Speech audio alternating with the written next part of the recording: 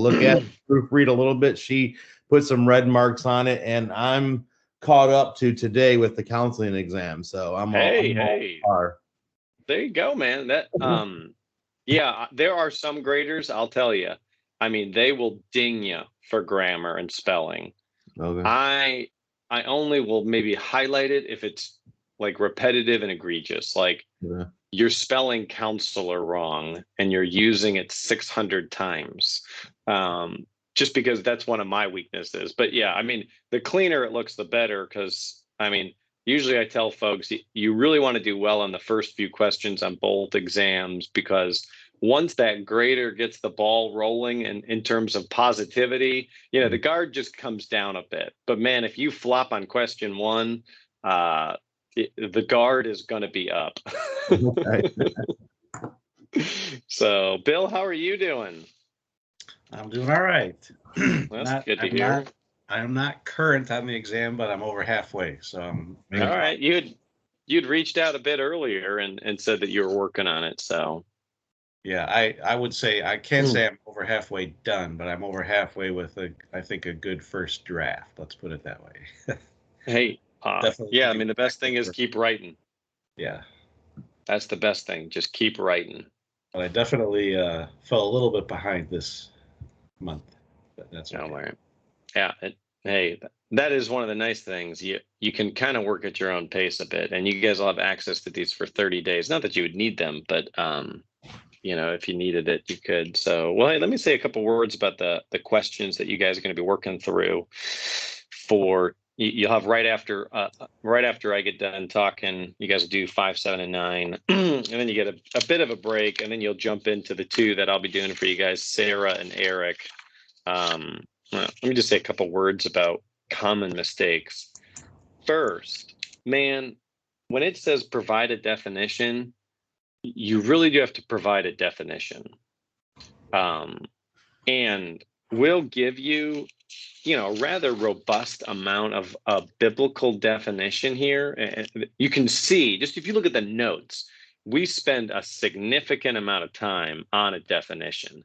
Now, I'm not saying you have to include all of that, but what that should tell you is you got to have a definition. And you can steal anyone's definition. You can steal Ed Welk's definition. If you look at all this and you say, that's not a good, you can use the Oxford English Dictionary. The point is, people often miss the definition, and they just want to jump right into depression. They just want to jump into anger, etc. Normally, when it's got a multifaceted question like this, because when you think about it, there are a number of questions in the questions. At the very least, have new paragraphs. What I tell people, the best strategy is bold, like restate the question in a bold at each point so the grader knows what you're talking about. So, you have the question, and then, the third paragraph is, going to be describing the outer manifestations of depression. I would put in bold, outer manifestation of depression. I was grading an exam even this week, and I told it was one large paragraph on this very question. And I said, I cannot determine, like, I have to read this question too carefully to determine what you're talking about. So I need you to rewrite it and do it this way. So just some thoughts, just general, as you get to organizing some of these multifaceted questions, because the counseling ones tend to be more multifaceted. And when it talks about strategies to respond, it's not homework. When we get to Eric, we're going to be talking about homework. Really, what this answer is trying to see is, do you have a framework for putting together how you approach someone who's generally depressed? You don't obviously have specifics of a particular counseling case here. When I say a framework, though, it's not homework. It needs to be something, though, that does demonstrate a bit of action. Does that make sense? It's not just theoretical. It's not just philosophical. So there's that. There is one at the very end of your notes. If you'll notice on page 67, at least on the notes that I use, because I've got a printed one. just some other special caveats and guidelines. I will say that's not required, but what it does communicate, at least to your grader, is you actually have thought about this a bit, right? So when writing my homework, when I think about how to strategies for responding, I'll be sure in the beginning to keep the assignment small. Things like that really go a long way, obviously in real life, but they will communicate as well to the grader that you've actually put some thought into this. So just there. And number 7, we were talking a bit, Chad, about supervision. This is a question that I often have to bring people back to because people are generally nervous to terminate a counseling case, which is why this question is on the exam. And so they are looking for a balance of both good and bad. So when you're thinking about writing this and you're like, well, I've got the notes here from Faith, I've got a few extra of my own, right? If you've got one reason to conclude that's bad and 5 that are good, that's going to show the grader you may not have thought about this the full way through, right? Things like inattendance, failure to do homework, failure to actually change, argumentative, right? These are negative reasons. Ability to complete homework, presentation issue is gone, etc. Positive reasons. You're looking for a balance there. Any questions on those 2 so far? No, I think I'm good. Now, number 9 here, good luck on trying to keep it to a page. Good luck to keeping it to a page and a half. And that's okay. The graders, they understand that. We're used to seeing this question go long. That's not, you don't want to write 10 pages, but if you submit a 2.5, 3 page, that's going to be fine. Don't give yourself anxiety. For each parts of the various therapies that are listed, methods of care, you first have to describe, and it tells you there, describe, define, and then provide an evaluation. So I would start, again, talking about some headers here. I would do 12-step recovery program in bold, and then I would give, a short cursory definition and then describe the method of care. And then a next paragraph would be my critical evaluation of it. Where does it go wrong? Where is it short-sighted? Now, I will tell you, by the time you get to the last one, electroshock or electroconvulsive therapy, I'm kind of surprised that it's on there. It had kind of fallen out for a while. There's some new stuff like EDRM, I think I'm saying it right, which is kind of just in that vein of goofy. The one thing that I don't like about having this on there is it's not as prevalent, and it's kind of hard to speak authoritatively on this from you.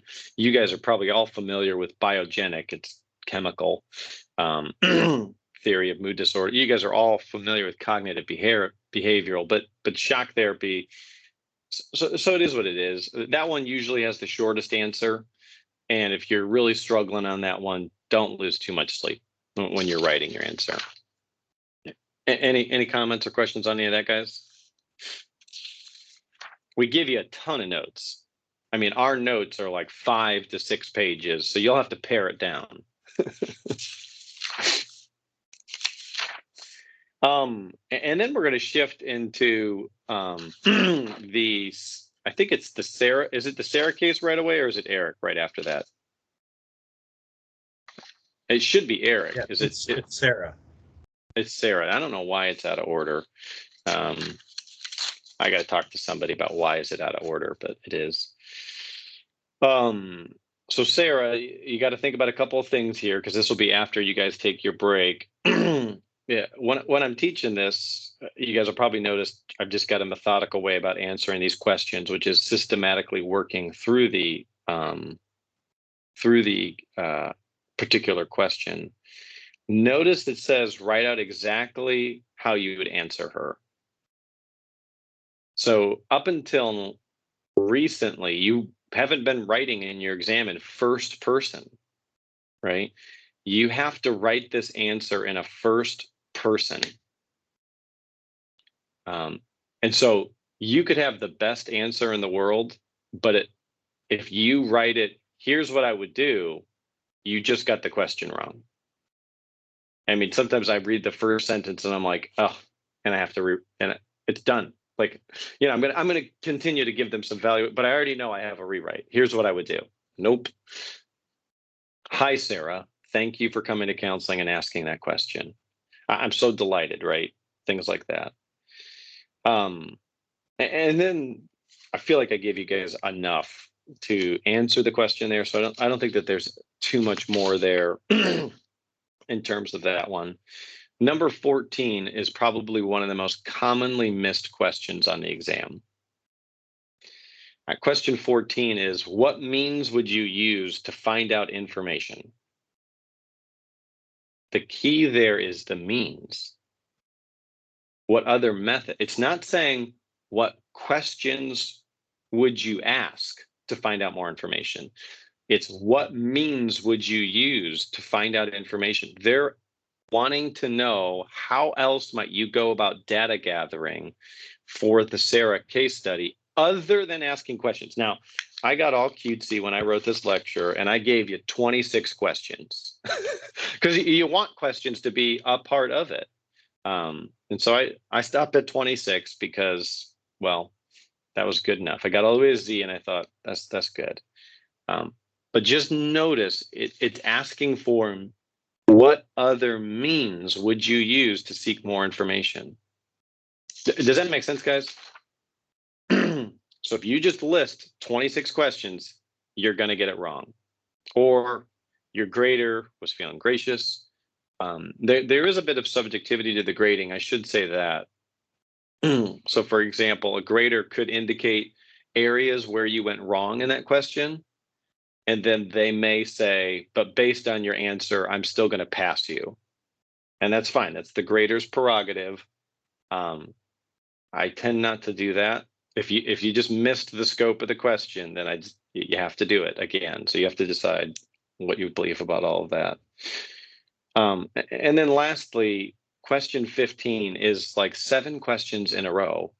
And so again, I would use a boldface, carefully describe whether and how you would want to work with a physician to help Sarah through this. That's 2 questions right there. Whether you would, and if you would, how would you? As part of your answer, be specific to describe in general terms how you believe counselors should operate with medical professionals.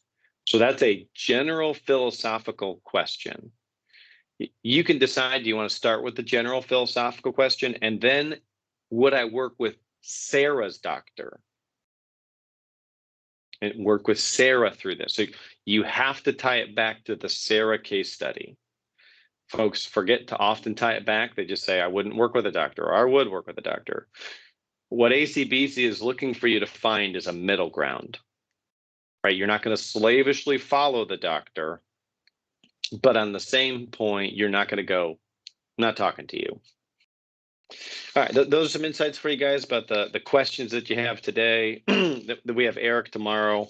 That one is one that we'll spend some time on for sure, because that one is, the homework especially is one that people really struggle with. Any questions, guys, before we let you go?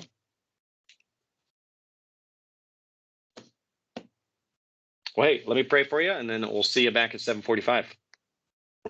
Our Father, thank you for today and the gift of life. Thank you for those who are taking these training tracks, and what an amazing thing that you're doing in their life and the lives of others that they're trying to impact. And I pray to be with them. Allow them to focus, allow them to work hard as they study, as they write, and that you would bless the effort of their hands. We ask this in Christ's name. Amen. All right, folks, we'll see you back soon. All right. Thanks, Josh. See you. Bye.